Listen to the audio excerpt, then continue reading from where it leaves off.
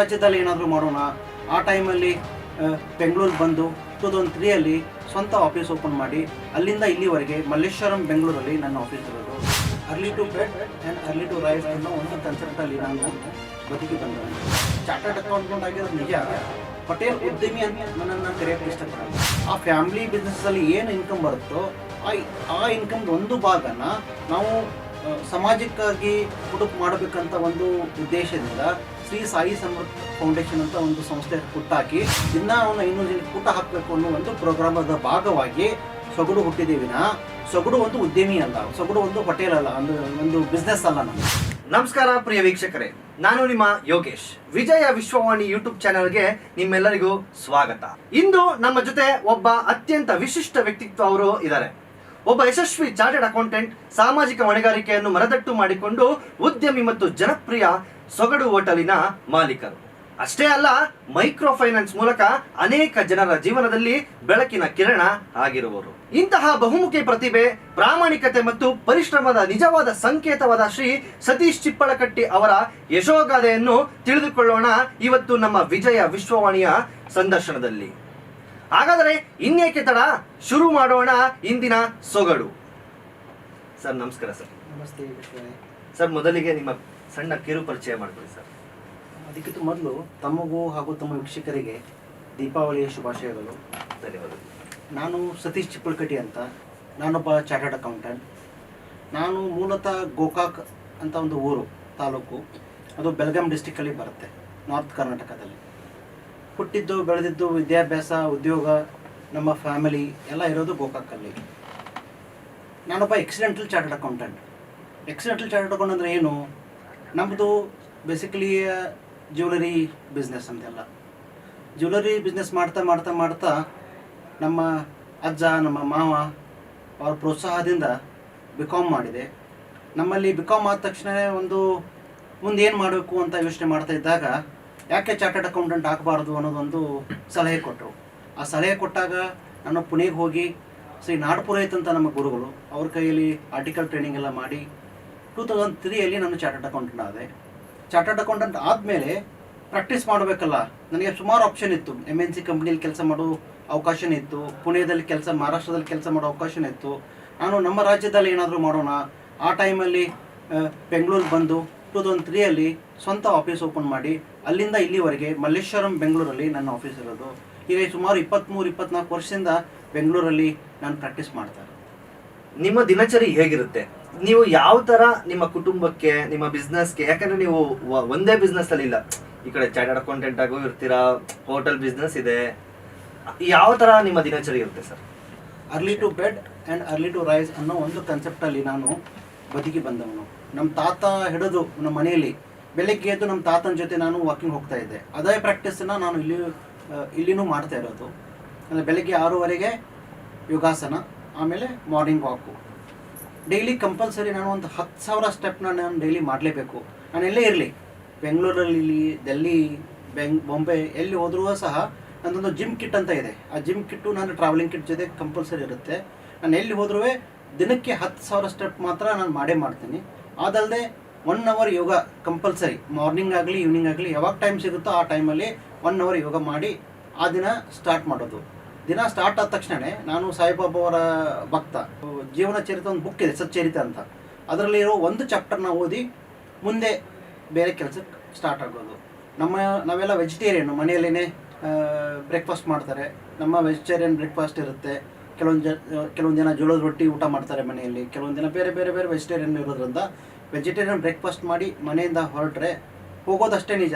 But ಮನೆಗೆ ಬರೋ timing fix ಇರಲ್ಲ, ಯಾಕಂದರೆ ಕೆಲಸ, ಅಪಾಯಿಂಟ್ಮೆಂಟ್ಸು, ಒತ್ತಡ, ಟ್ರಾವೆಲಿಂಗು ಇರೋದ್ರಿಂದ ಬೆಳಗ್ಗೆ ಒಂದು ಸುಮಾರು 9:30-10 ಗಂಟೆ ಮನೆ ಬಿಟ್ಟರೆ ನೈಟ್ ಹೋಗೋದು ಟೈಮಿಂಗ್ ಇರಲ್ಲ. ಸೊ ಹೀಗಾಗಿ ಬೆಳಗ್ಗೆನೇ ಒಳ್ಳೆ ತಿಂಡಿ ಮಾಡ್ಕೊಂಡು ಮನೆ ಬಿಟ್ಟು ಮುಂದೆ ಕೆಲಸಕ್ಕೆ ಕಣಿಯಾಗು. ಸರ್, ಈಗ ನೀವು ಚಾರ್ಟರ್ಡ್ ಅಕೌಂಟೆಂಟ್ ಆಗಿ ಪ್ಲಸ್ ಹೋಟೆಲ್ ಉದ್ಯಮಿಯಾಗಿ ಯಾವ ತರ ಎರಡನ್ನೂ ಮ್ಯಾನೇಜ್ ಮಾಡ್ತಾ ಇದ್ದೀರಾ?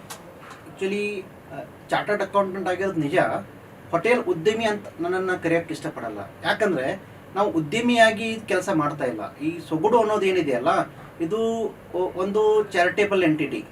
ಏನು ಚಾರಿಟೇಬಲ್ ಎಂಟಿಟಿ ಅಂದರೆ, ನಮ್ಮದೊಂದು ಶ್ರೀ ಸಾಯಿ ಸಮರ್ಥ ಫೌಂಡೇಶನ್ ಅಂತ ಒಂದು ಚಾರಿಟೇಬಲ್ ಎಂಟಿಟಿ ಇದೆ.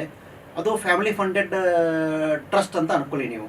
ನಮ್ಮ ಫ್ಯಾಮಿಲಿಯಲ್ಲಿ ಸುಮಾರು ಒಂದು 10ರಿಂದ 18 ಬಿಸ್ನೆಸಸ್ ನಾವು ರನ್ ಮಾಡ್ತೀವಿ, ಬೇರೆ ಬೇರೆ ಬೇರೆ ಕಡೆ ಇನ್ವೆಸ್ಟ್ಮೆಂಟ್ ಮಾಡಿ.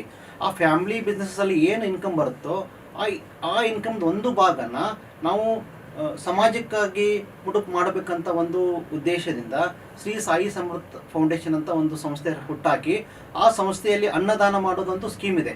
ಆ ಸ್ಕೀಮ್ ಮುಖಾಂತರ ನಾವು ಬೆಂಗಳೂರಲ್ಲಿರೋ ಜನಕ್ಕೆ, ನಮ್ಮ ಕರ್ನಾಟಕದಲ್ಲಿರೋ ಜನಕ್ಕೆ ದಿನ ಒಂದು 500 ಜನಕ್ಕೆ ಊಟ ಹಾಕಬೇಕು ಅನ್ನೋ ಒಂದು ಪ್ರೋಗ್ರಾಮದ ಭಾಗವಾಗಿ ಸೊಗಡು ಹುಟ್ಟಿದೇವಿನ. ಸೊಗಡು ಒಂದು ಉದ್ಯಮಿ ಅಲ್ಲ, ಸೊಗಡು ಒಂದು ಹೋಟೆಲ್ ಅಲ್ಲ, ಒಂದು ಬಿಸ್ನೆಸ್ ಅಲ್ಲ. ನಮಗೆ ಅದು ಒಂದು ಸಂಸ್ಥೆ ಮುಖಾಂತರ ಒಂದು 100 ಜನಕ್ಕೆ 500 ಜನಕ್ಕೆ ಊಟ ಹಾಕುವುದೊಂದು ವ್ಯವಸ್ಥೆ ನಮ್ಮ ಸೊಗಡುದಲ್ಲಿರೋದು. ಸರ್, ಈಗ ತಾವು ಹೇಳಿದಾಗೆ ನಿಮ್ಮ ಇಂದಿನ ಪರಂಪರೆ ಚಿನ್ನದ ತಯಾರಿಕೆ ಮಾಡ್ತಾರೆ ಅಂತಂದ್ರು, ಅದು ಯಾವ ತರ ಸ್ಟಾರ್ಟ್ ಆಯ್ತು ಸರ್? ಆಕ್ಚುಲಿ ನಾವು 100 ವರ್ಷದಿಂದ ನಾವು ಬೇಸಿಕಲಿ ಅಕ್ಕಸಾಲಿಗರು, ವಿಶ್ವ ಬ್ರಾಹ್ಮಣರು ಅಂತಾರೆ, ಅಕ್ಕಸಾಲಿಗರು ಅಂತಾರೆ. ನಮ್ಮ ಕಡೆ ಎಲ್ಲ ಪತ್ತಾರ್ ಅಂತ ಕರೀತಾರೆ. ಅದು ನಾವು ಚಿನ್ನದ ವ್ಯವಹಾರ ಮಾಡೋರು. 100 ವರ್ಷಗಳಿಂದ ನಮ್ದು ಅದೇ ಬಿಸ್ನೆಸ್ಸು. ಇವತ್ತು ಊರಲ್ಲಿ ನಮ್ಮ ಚಿನ್ನದ ವ್ಯವಹಾರ ಇನ್ನೂ ಇದೆ. ಅದಲ್ಲದೆ ನಾವು 2012 ಒಂದು ಅಲ್ಟ್ರಾ ಜ್ಯುವೆಲ್ಸ್ ಪ್ರೈವೇಟ್ ಲಿಮಿಟೆಡ್ ಅಂತ ಒಂದು ಕಂಪ್ನಿ ಮಾಡಿಬಿಟ್ಟು ಬೆಂಗಳೂರು ಬೇಸ್ ಮಾಡ್ಕೊಂಡು ಒಂದು ಫ್ಯಾಕ್ಟ್ರಿನ ಗೋಕಾಕಲ್ಲಿ ರೆಡಿ ಮಾಡಿ, ಇನ್ನೊಂದು ಫ್ಯಾಕ್ಟ್ರಿನ ಬೆಂಗಳೂರಲ್ಲಿ ಹಾಕಿ, ಅದರಲ್ಲಿ ನಾವು ಎಂಟಿಕ್ ಜ್ಯುವೆಲರಿ ಅಂದರೆ ಟೆಂಪಲ್ ಜ್ಯುವೆಲರಿ ಅಂತ ಕರೀತಾರೆ. ಎಂಟಿಕ್ ಜ್ಯುವೆಲರಿ ಅಂದರೆ ಎಲ್ಲ ಜ್ಯುವೆಲರಿನ ಕೈಯಿಂದನೇ ಮಾಡೋದು. ಅದರಲ್ಲಿ ಯಾವುದು ಮ್ಯಾಕ್ಸಿಮಮ್ ಒಂದು 10-20% ಬಿಟ್ಟರೆ ಬೇರೆ 90% ಎಲ್ಲನೂ ಕೈಯಿಂದ ಮಾಡುವಂಥ ಎಂಟಿಕ್ ಜ್ಯುವೆಲರಿ ತಯಾರು ಮಾಡುವಂಥ ಒಂದು ಸಂಸ್ಥೆ. ಅದ್ರಲ್ಲಿ ಸುಮಾರು ಒಂದು 70 ಜನ ಇವತ್ತು ಊರಲ್ಲಿ ಕೆಲಸ ಮಾಡ್ತಾರೆ. ಬೆಂಗಳೂರಲ್ಲಿ ಒಂದು 10-15 ಜನಕ್ಕೆ ಉದ್ಯೋಗ ಕೊಟ್ಟಿದ್ದೇವೆ. ಅದು ಎಲ್ಲನೂ ನಾವು ಕೈಯಿಂದ ಡಿಸೈನ್ ಮಾಡಿ, ಈಗೆಲ್ಲ ಆಧುನೀಕರಣ ಬಂದುಬಿಟ್ಟಿದೆ, ಕಂಪ್ಯೂಟರು ಕ್ಯಾಡು ಸಿಸ್ಟಮಲ್ಲಿ ಡಿಸೈನ್ ಮಾಡಿ ಹೊಸ ಟ್ರೆಂಡ್ ಹೆಂಗೆ ಬರುತ್ತೋ ಆ ಟ್ರೆಂಡನ್ನು ನಾವು ಕ್ರಿಯೇಟ್ ಮಾಡ್ತೀವಿ. ಇದು ನಾವು ರಿಟೇಲ್ ಗ್ರಾಹಕರಿಗೆ ಮಾರಕ್ಕಲ್ಲ, ಇದು ಬಿಸ್ನೆಸ್ ಟು ಬಿಸ್ನೆಸ್ ಅಂತ. ಯಾರು ನಾವು ಮ್ಯಾನುಫ್ಯಾಕ್ಚರ್ ಮಾಡಿ ಬೇರೆ ಯಾರು ರಿಟೇಲಲ್ಲಿ ಸೇಲ್ ಮಾಡ್ತಾರೋ ಅಂಥ ಕಂಪ್ನಿಗಳಿಗೆ ನಾವು ಸೇಲ್ ಮಾಡುವಂಥ ವ್ಯವಸ್ಥೆ ಇದು. ಸುಮಾರು 12-13 ವರ್ಷದಿಂದ ಈ ಸಂಸ್ಥೆ ನಡೆಸ್ಕೊಂಡು ಬೆಂಗಳೂರು ಮಲ್ಲೇಶ್ವರಮಲ್ಲಿ ಎತ್ತದ ಆಫೀಸು, ಆಮೇಲೆ ಸಿಟಿ ಮಾರ್ಕೆಟಲ್ಲಿ ಎತ್ತದ ಒಂದು ಸಂಸ್ಥೆ ಇದೆ. ಅದನ್ನು ನಡ್ಸ್ಕೊಂಡು ಬರ್ತಾ ಇದ್ದೇವೆ ನಾವು. ಅಂದರೆ ಆ ಚಿನ್ನನ, ಅಂದರೆ ನಿಮ್ಗೆ ಆರ್ಡರ್ಸ್ ಬರುತ್ತೆ, ಆ ಚಿನ್ನನ ಡಿಸೈನ್ಸ್ನ ನೀವು ಮಾಡಿ ಕೊಡೋದು ಅಲ್ಲ. ಅದು ಹೆಂಗಿರುತ್ತೆ ಅಂದರೆ ಕೆಲವೊಂದು ಆರ್ಡರು ಬರುತ್ತೆ. ಕೆಲವೊಂದು ಟೈಮಲ್ಲಿ ಏನಾಗುತ್ತೆ, ಸಪೋಸ್ ನಮ್ಮ ಹತ್ರ ಒಂದು 20 kg ಸ್ಟಾಕ್ ಇದೆ ಅಂದರೆ 20 kg ಚಿನ್ನದಲ್ಲಿ ನಾವೇ ಆಭರಣ ರೆಡಿ ಮಾಡಿಬಿಡ್ತೀವಿ. ನಮ್ಗೆ ಯಾವ ಟ್ರೆಂಡ್ ಇರುತ್ತೆ, ಈಗ ಮದುವೆ ಬಂದರೆ ಮದುವೆ ಸೀಸನ್ ಬಂದರೆ ಮದುವೆ ಟ್ರೆಂಡ್ ಇರುತ್ತೆ, ಬೇರೆ ಸೀಸನ್ ಬಂದರೆ ಬೇರೆ ಟ್ರೆಂಡ್ ಇರುತ್ತೆ. ಆಮೇಲೆ ಯಾವುದೋ ಒಂದು ಮೂವಿ ರಿಲೀಸ್ ಆದರೆ, ಫಾರ್ ಎಕ್ಸಾಂಪಲ್ ಕಾಂತಾರ ರಿಲೀಸ್ ಆಗಿದೆ, ಕಾಂತಾರ ಬೇಸ್ ಆರ್ನಮೆಂಟ್ ಮಾಡಿ ಅಂತ ಒಂದು ಆರ್ಡರ್ಸ್ ಬರುತ್ತೆ. ಅದನ್ನೆಲ್ಲ ಮೊದಲೇ ನಾವು ಯೋಚನೆ ಮಾಡಿಬಿಟ್ಟು ಯಾವ ಟ್ರೆಂಡ್ ಜೊತೆ ನಾವು ಹೋಗಬೇಕು ಅನ್ನೋ ಒಂದು ವ್ಯವಸ್ಥೆ ಮಾಡ್ತಾರೆ. ಈಗ ಒಂದು ಮದುವೆ ಆಗ್ಬೇಕಾದ್ರೆ ಸುಮಾರು ಆರ್ನಮೆಂಟ್ಸ್ ಬೇಕಾಗುತ್ತೆ. ಮದುಮಗಳಿಗೆ ಅಷ್ಟೇ ಅಲ್ಲ, ಇಡೀ ಫ್ಯಾಮಿಲಿಗೆ ಹೊಸ ಆಭರಣ ಮಾಡಿಸ್ಕೊತಾರೆ ಈಗಿರೋ ಟ್ರೆಂಡ್ ಪ್ರಕಾರ. ಆಮೇಲೆ ಒಂದೊಂದು ಫಂಕ್ಷನ್ಗೆ ಒಂದೊಂದು ಆರ್ನಮೆಂಟು, ರಿಸೆಪ್ಷನ್ ಅಂತ ಕರೀತಾರೆ, ಆಮೇಲೆ ಹಳದಿ ಅಂತ ಕರೀತಾರೆ, ಸಂಗೀತ ಅಂತ ಕರೀತಾರೆ, ಆಮೇಲೆ ಮದುವೆ ದಿನ ಅಂತ ಕರೀತಾರೆ. ಬೇರೆ ಬೇರೆ ದಿನ ಬೇರೆ ಬೇರೆ ಉಡುಗೆ ಆಭರಣ ಹಾಕ್ತಾರೆ. ಸೊ ನಮ್ಮ ಸ್ಪೆಷಾಲಿಟಿ ಬಂದ್ಬಿಟ್ಟು ಟೆಂಪಲ್ ಜ್ಯುವೆಲರಿ.